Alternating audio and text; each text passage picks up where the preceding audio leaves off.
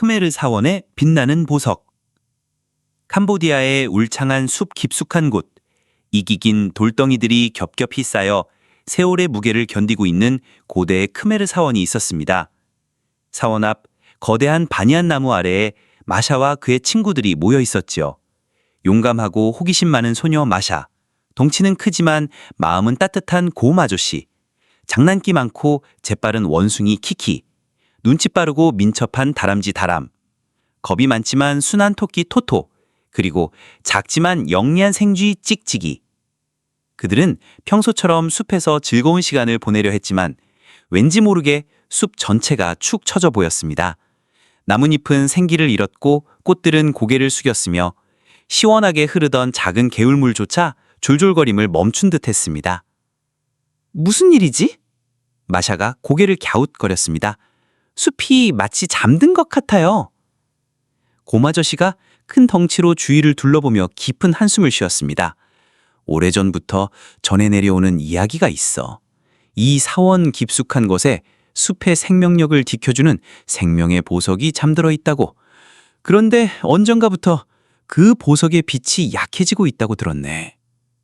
그럼 우리가 그 보석을 찾아야 하는군요. 마샤의 눈이 반짝였습니다. 빛을 되찾아주면 숲도 다시 활기를 찾을 거예요. 다른 동물 친구들도 마샤의 용기에 동조했습니다. 하지만 사원 안은 너무 어둡고 위험할 텐데?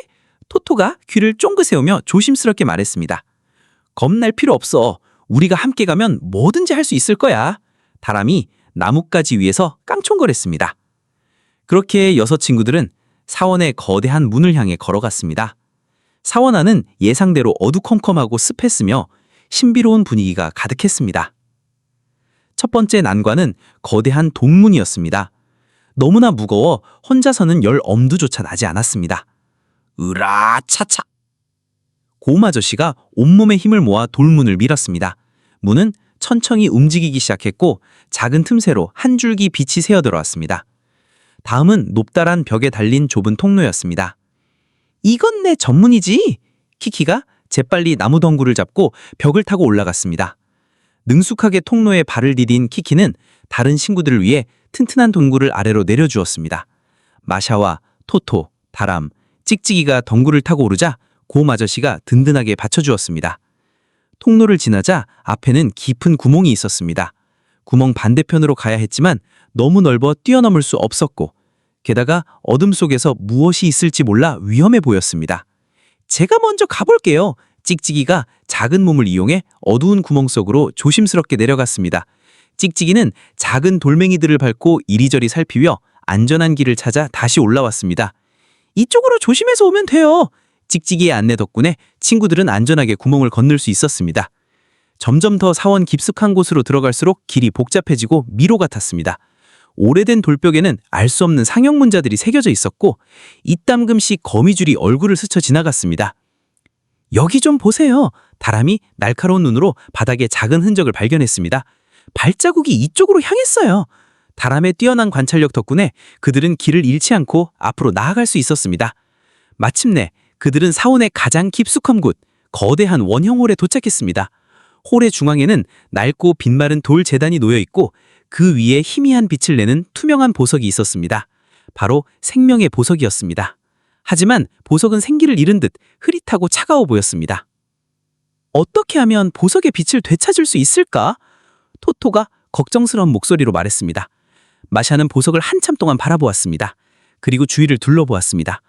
고음 아저씨의 든든한 어깨, 키키의 재빠른 몸절림, 다람의 날카로운 눈, 토토의 순수한 마음, 찍찍이의 용기, 그리고 자신의 호기심과 지혜. 알았다!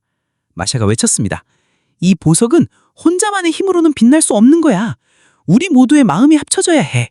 마샤는 먼저 보석 위에 작은 손을 얹었습니다. 그 다음 고마저씨가 큼지막한 손을 마샤의 손 위에 포겠습니다. 키키는 원숭이답게 재빨리 손을 얹었고 다람은 톡톡 튀는 발로, 토토는 부드러운 발로, 찍찍이는 작지만 단단한 발로 차례차례 마샤의 손 위에 포겠습니다. 그 순간 놀라운 일이 벌어졌습니다. 보석은 6 친구들의 따뜻한 체온과 간절한 마음을 흡수하더니 마치 잠을 깨어나듯 눈부신 빛을 뿜어내기 시작했습니다. 빛은 점점 더 강렬해져 홀 전체를 환하게 비췄고 이내 사원 밖으로 뻗어나가 숲 전체를 감싸 안았습니다. 어둡던 숲은 순식간에 본래의 생기를 되찾았습니다. 나뭇잎은 다시 푸르게 반짝이고 꽃들은 활짝 피어난 향기를 뿜으며 개울물은 다시 졸졸졸 신나는 노래를 불렀습니다. 마샤와 친구들은 환하게 빛나는 보석을 바라보며 환하게 웃었습니다. 그들은 보석의 빛을 되찾아준 주인공이 되었을 뿐만 아니라 중요한 교훈을 얻었습니다. 교훈.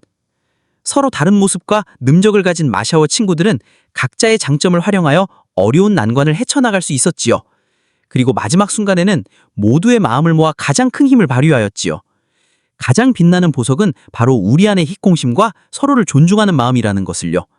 어떤 어려움이 닥쳐도 우리가 함께 힘을 합치면 해내지 못할 일은 아무것도 없다는 것을 깨달았답니다.